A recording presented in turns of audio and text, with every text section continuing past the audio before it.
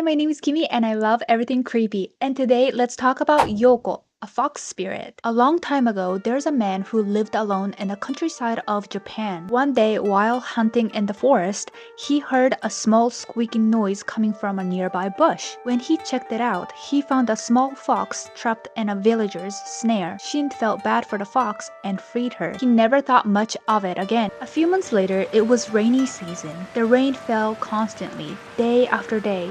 Shin was bored. He couldn't farm, he couldn't hunt, couldn't do anything.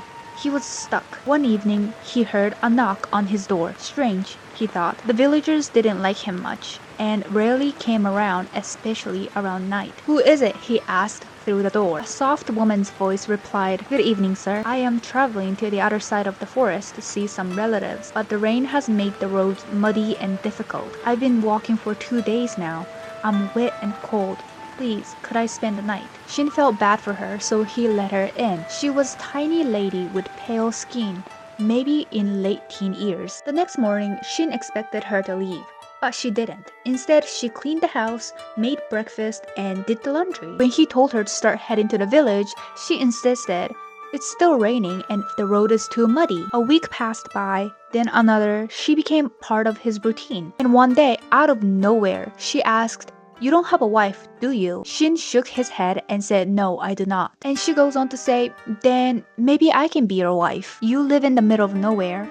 It must get very lonely, and I promise I'm good company." Shin hesitated. He knew she was too young for him, and he could never give the life she deserves. But she kept insisting, kept arguing her cause, hours of back and forth. Eventually, he gave in and they got married. A few years passed and life was good.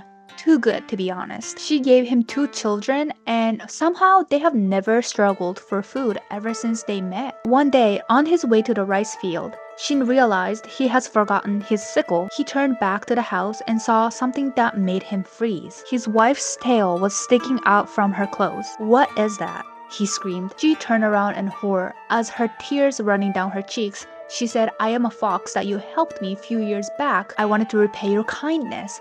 But now that you know my true identity, I can't be here." Before he could respond, she turned back into fox and ran back to the forest. Shin and his kids has never seen her again. This story is called Kitsune Nyobo, which translates to fox wife, and it is one of the most famous Youko, fox spirits, folklore in Japan. And it perfectly captures what Japanese cultures believe about foxes. They can shapeshift, and in some stories, foxes can help you, but in other stories, they are trying to trick you into more trouble. When a fox becomes a yokai, a supernatural entity, they are called Youko, which roughly translates to monster fox. And there are many different kinds, so let's go over them. First, there are 4 different types of trainee foxes. The newbie is called Yako, which roughly translates to wild fox. This is your classic troublemaking foxes. If in the story, fox is causing some type of trouble, it is most likely to be this kind, Yako. Then there's the fox,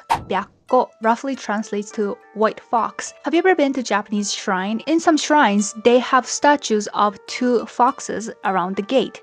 Usually, those are Byakko, white foxes, and they are believed to have godlike power. If not, they are working for God. Then there is Gengitsune. They usually live up north, and they also are considered as godlike creatures. And lastly, there are Kingitsune and Gingitsune, golden fox and silver fox, and they are considered to represent the sun and the moon. Although some of these foxes possess godlike power, they are working towards something bigger. After living for 1,000 years, the fox can be called Tenko, which translates to heavenly fox. Its tail splits into 4 and the godlike power gets even stronger. They get the power like clairvoyance. After becoming Tenko, if the fox lives for another 2,000 years, it becomes Kuko, which translates to sky fox. And the funny thing is, this time the fox loses the tail. After becoming Kuko and living hundreds and thousands of years, finally the fox gets to become Kyubi no Kitsune, 9-tailed fox. Like the name suggests,